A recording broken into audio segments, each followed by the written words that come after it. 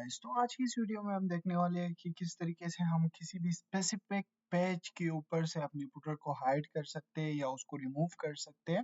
तो जैसे कि हमारे पास ये हमारा सर्विसेज पेज है और मैं चाहता हूँ कि मैं इससे ये वाला फुटर जो कि है रिमूव कर दूं। अगर मैं आप लोगों को यहाँ पे आके स्क्रॉल डाउन करूँ तो ये हमारा फुटर है और मैं चाहता हूँ कि मैं इसको रिमूव कर दूं। तो किस तरीके से हम इसको रिमूव करेंगे? फर्स्ट ऑफ ऑल आपने आना है कस्टमाइजेशन में। जब आपकी कस्टमाइजेशन लोड हो जाएगी तो आपने साथ में जो के है अपना साइट एक और जगह पे ओपन कर देना है। तो यहाँ पे मैं लिख देता हूँ कि जो हमारी साइट है वो ओपन हो जाए हमारे साथ। तो यहाँ पे आप देख सकते हैं मैं होम पेज पे आ गया हूँ और हम इस सर्विसेज पेज से रिमूव कर रहे हैं। वेल मैंने मेन्यू वगैरह एडिट नहीं किए तो अभी तक इसमें कुछ इतनी खास चेंजेस नहीं आई है। दो दो पेजेस आपको दिखने को मिलेगी। तो यहाँ से इस वाले को हम रिमूव कर रहे हैं। इस वाले से हम इसको रिमूव कर रहे हैं कि फुटर हमारा रिमूव हो जाए। तो मैंने यहाँ पे क्लिक किया और यहाँ पे मैं आ गया हूँ। वेल अभी आपने क्या करना है कि इस पे राइट क्लिक करके आपने इंस्पेक्ट पे क्लिक करना है। फुटर का जो हिस्सा है उस पे आपने राइट क्लिक करके इंस्पेक्ट कर देना है।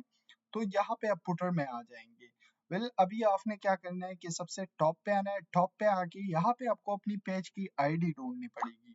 वेल यहाँ पे मेरी जो आईडी है वो चेंज है, आपकी आईडी कुछ और हो सकती है और मेरी आईडी चेंज है। तो आपने फर्स्ट ऑफ ऑल इसको कॉपी करना है, कस्टमाइजेशन में आना है। ठीक है, कस्टमाइजेशन में आके यहाँ पे अपने एडिशनल सीएसएस में आना है।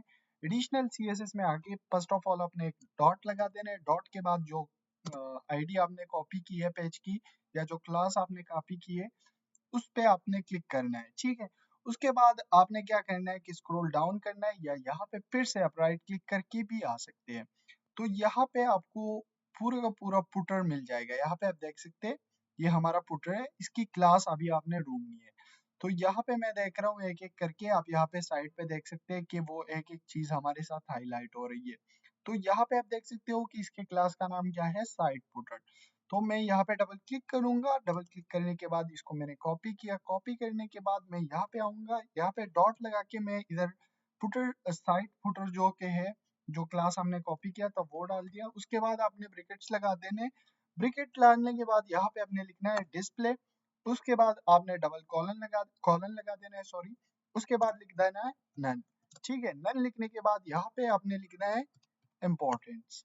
ठीक है, और इम्पोर्टेंट लिखने के बाद आपने सेमीकोलन लगा देना है। वेल उसके बाद आपने इसको पब्लिश कर देना है।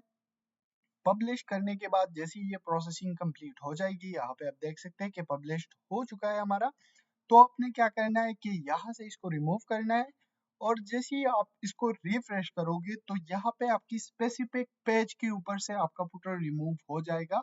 वेल बाकी साइड पे आपका फुटर रहेगा क्योंकि ये स्पेसिफिक जगह से आपने रिमूव किया है। जैसे कि मैं जाता हूँ अभी अपने होम पेज पे तो यहाँ पे आपको क्लियरली हमारा फुटर नजर आएगा। अगर मैं स्क्रॉल डाउन करता हूँ तो यहाँ पे आप देख सकते हैं कि हमारा फुटर अवेलेबल है। तो इस तरीके से हम अपने फुटर्स को रिमूव कर सकते हैं किसी भी स्पेसिफिक पेज से। आई होप कि आप सबको वीडियो पसंद आई। अगर वीडियो जरा सी भी अच्छी लगी है तो वीडियो को जल्दी से लाइक कर दो। बेल चैनल पे नए हो तो लाजमी से सब्सक्राइब कर दो। Thanks for watching.